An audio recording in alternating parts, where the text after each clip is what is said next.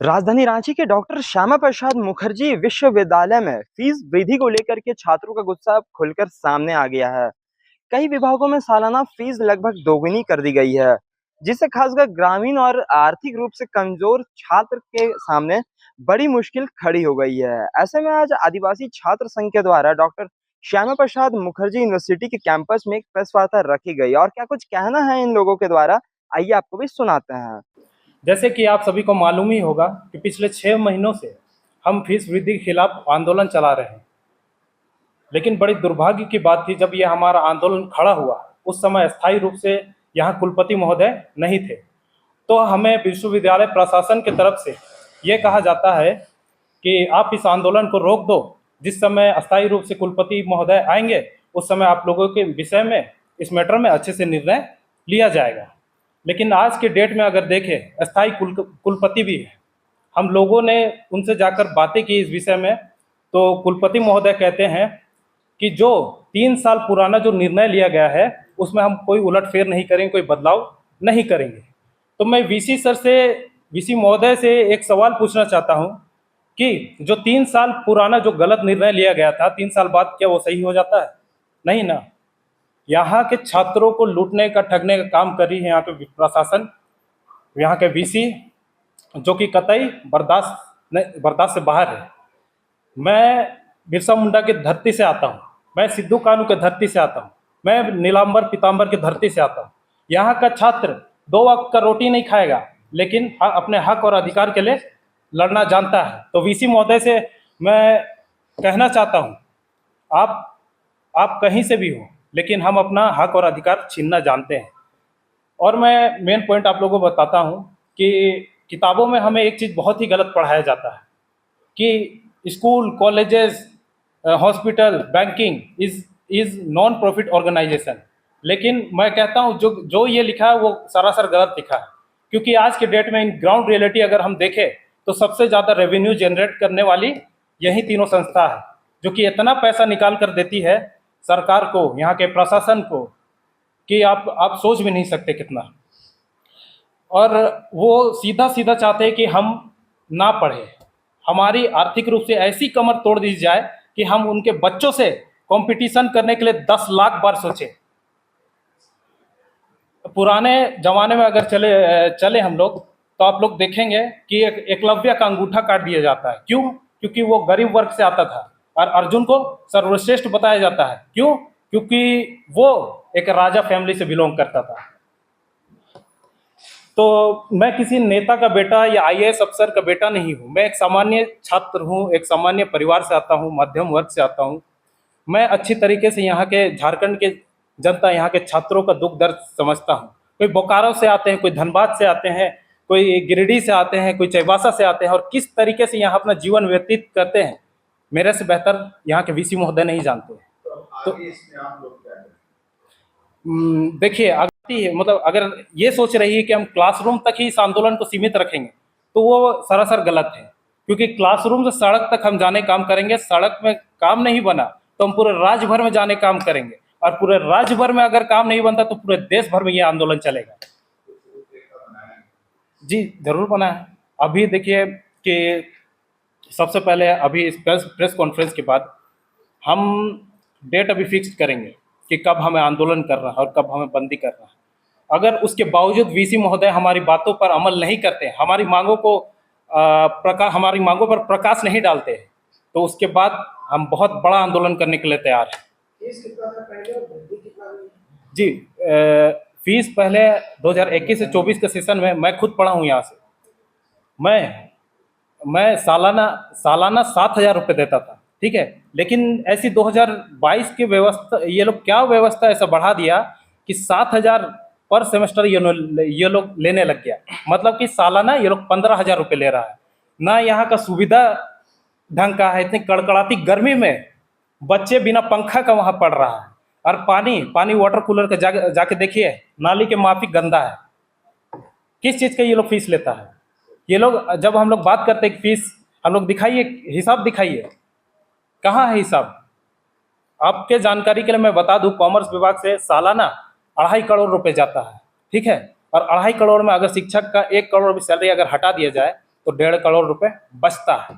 उस 1.5 करोड़ का हम लोग हिसाब मांगते हैं इनसे, तो ये लोग साफ साफ बोलते हैं कि हम हिसाब नहीं दिखाएंगे, हमारे पास हिसाब नहीं है।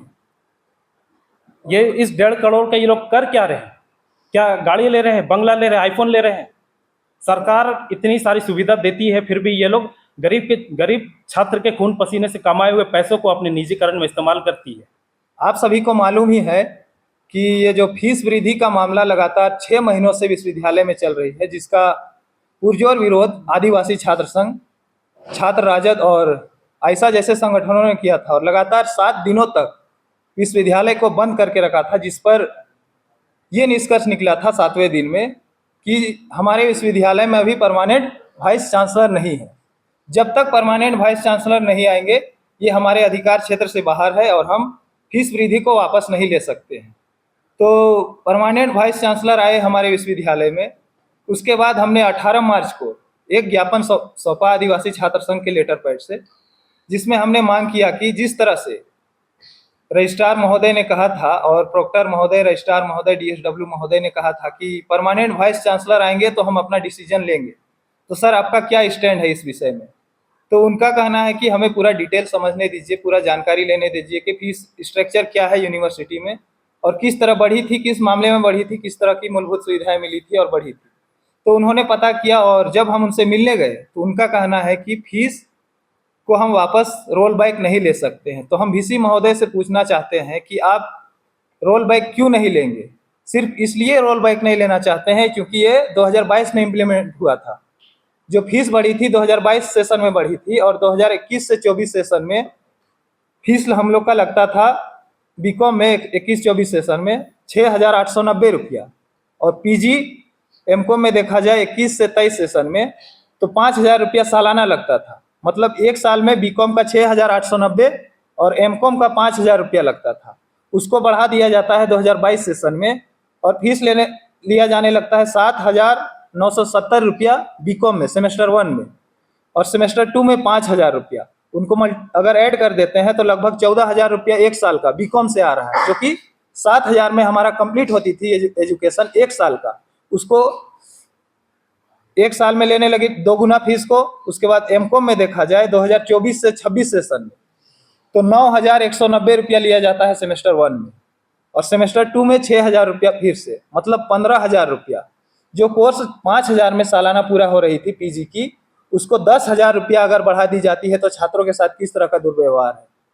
अगर आप छात्रों के साथ बढ़िया फैसिलिटीज़ देते हैं, अच्छी सुविधाएं देते हैं, जैसे वाईफाई की सुविधा हो गई, क्लासरूम में स्मार्ट बोर्ड की फैसिलिटीज़ हो गई, छात्र इलेक्शन की बात हो गई, स्पोर्ट्स की बात हो गई, मैगजीन की बात हो गई, तो सारी चीज़ों की आप फीस लेते हैं स्पोर्ट्स वगैरह की, तो आप किसी तरह की सुविधाएं देते नहीं हैं। और देखी जाए तो मात्र हमारे विभाग में, कॉमर्स विभाग का मैं एक छात्र हूँ, एमकॉम सेमेस्टर 3 का, तो देखी जाए तो मात्र 10 शिक्षक है कॉमर्स में और उसमें शिक्षकों की सैलरी देखी जाए तो 40 से 45,000 रुपया है। मतलब सालाना उनका निकालते हैं एवरेज तो 60 से 70 लाख रुपया उनका खर्च आता है और एक साल में जनरेट करती है कॉमर्स विभाग लगभग 2.5 करोड़ रुपया। उसमें 2,000 स्टूडेंट भी हैं। 2,000 को अगर मल्टीप्लाई करते हैं, अगर 10,000 से भी हम एवरेज निकालते हैं तो 2 करोड़ रुपया जनरेट होता है कॉमर्स विभाग से मात्र, और उसमें खर्चा होती है मात्र 60 से 70 लाख रुपया। बाद बाकी जो बचती है उसमें मूलभूत सुविधाएं तो आप दे ही नहीं रहे हैं।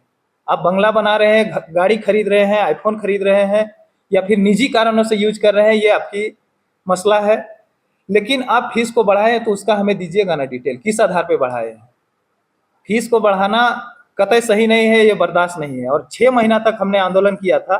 इसमें हमारे एक साथी थे बादल भोक्ता, आदिवासी छात्र संघ के, जो कि कार्यकारी अध्यक्ष है। आंदोलन के दौरान इनको हार्ट अटैक आ गया था। इनको हमने आरपीएस हॉस्पिटल में शिफ्ट किया था जाके, जिस पर भी विश्वविद्यालय प्रशासन किसी भी तरह का एक्शन नहीं लिया और न ही इनसे मिला।